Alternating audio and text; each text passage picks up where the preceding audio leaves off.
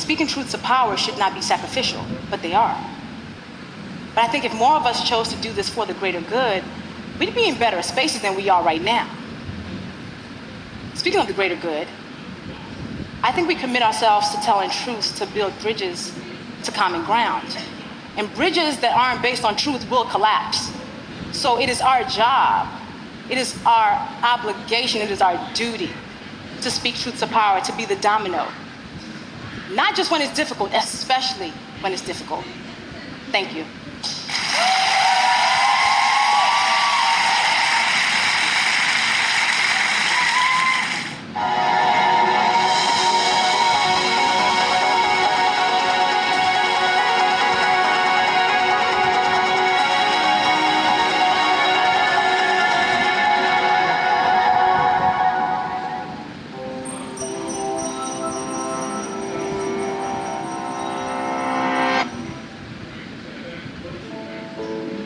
Even after writing 11 books and winning several prestigious awards, Maya Angelou couldn't escape the nagging doubt that she hadn't really earned her accomplishments.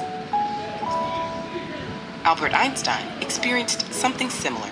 He described himself as an involuntary swindler whose work didn't deserve as much attention as it had received. Accomplishments at the level of Angelou's or Einstein's are rare, but their feeling of fraudulence is extremely common. Why can't so many of us shake feelings that we haven't earned our accomplishments, or that our ideas and skills aren't worthy of others' attention? Psychologist Pauline Rose Clance was the first to study this unwarranted sense of insecurity. In her work as a therapist, she noticed many of her undergraduate patients shared a concern. Though they had high grades, they didn't believe they deserved their spots at the university. Some even believed their acceptance had been an admissions error. While Clance knew these fears were unfounded, she could also remember feeling the exact same way in graduate school.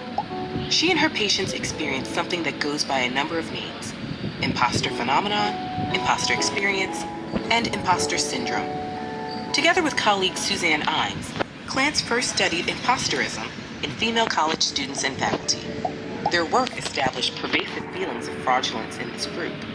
Since that first study, the same thing has been established across gender, race, age, and a huge range of occupations, though it may be more prevalent and disproportionately affect the experiences of underrepresented or disadvantaged groups. To call it a syndrome is to downplay how universal it is. It's not a disease or an abnormality, and it isn't necessarily tied to depression, anxiety, or self-esteem. Where do these feelings of fraudulence come from? People who are highly skilled or accomplished tend to think others are just as skilled. This can spiral into feelings that they don't deserve accolades and opportunities over other people. And as Angelou and Einstein experienced, there's often no threshold of accomplishment that puts these feelings to rest. Feelings of imposterism aren't restricted to highly skilled individuals either. Everyone is susceptible to a phenomenon known as pluralistic ignorance, where we each doubt ourselves privately, but believe we're alone in thinking that way, because no one else voices their doubts. Since it's tough to really know how hard our peers work, how difficult they find certain tasks, or how much they doubt themselves, there's no easy way to dismiss feelings that we're less capable than the people around us. Intense feelings of imposterism can prevent people from sharing their great ideas or applying for jobs and programs where they'd excel. At least so far, the most surefire way to combat imposter syndrome is to talk about it. Many people suffering from imposter syndrome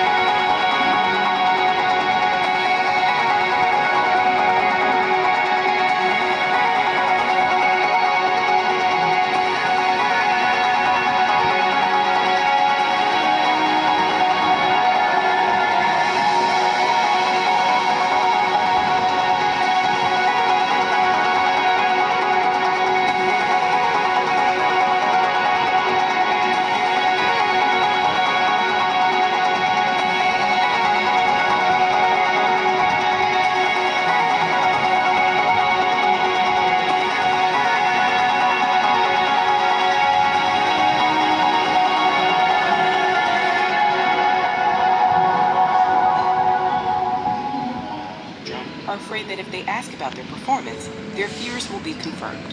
And even when they receive positive feedback,